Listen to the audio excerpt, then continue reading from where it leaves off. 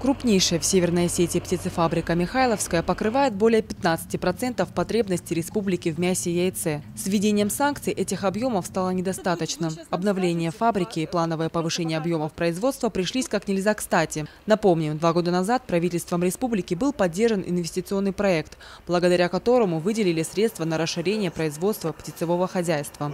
Учитывая, что мы базовое хозяйство в республике, значит, это было все предусмотрено бизнес-планом, взяли кредит и начали вот эту всю работу делать. Это там 5 стадий. Создание маточного стада, значит, реконструкции и расширение инкубаторного парка, что мы сделали, первый и второй.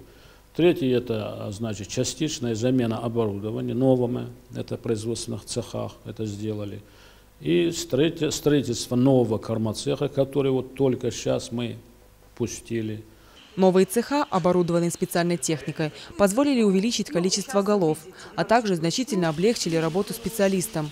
Если раньше кормление проходило вручную, то теперь все намного проще. Вот это у нас кормораздача, это мы раздаем корм для цыплят, это паяние, отсюда они воду пьют.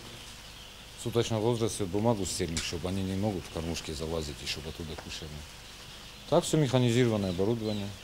Оборудование немецкое, Битдайчман. Со строительством механизированного кормоцеха птицефабрика стала более эффективной. Готовые корма идут через смеситель, после чего кормовоз развозит питание в птичники. Для того, чтобы предприятие заработало в полную мощность, необходимо достроить убойный цех и охлаждающую камеру. Оба объекта в стадии строительства и реконструкции. Однако работа может приостановиться. Разовое вливание средств оказалось недостаточно эффективным. Как следствие, кредит не погашается, а задолженность по нему растет. Увеличивать поголовье птиц, пока не достроят убойный цех, смысла нет. Справиться с таким потоком производства сможет лишь машина. Сегодня убойный цех работает по старинке, вручную.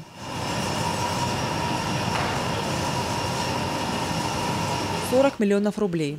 Это та сумма, которая позволит завершить модернизацию республиканской птицефабрики. Руководство надеется, что средства поступят на счет предприятия уже в будущем году. Ровно через 2 года птицефабрика сможет не только обеспечить продуктами птицеводства весь местный рынок, но и создать около 300 дополнительных рабочих мест. Это возможно, если будут созданы комфортные финансовые условия. В противном же случае перспективы предприятия неутешительны.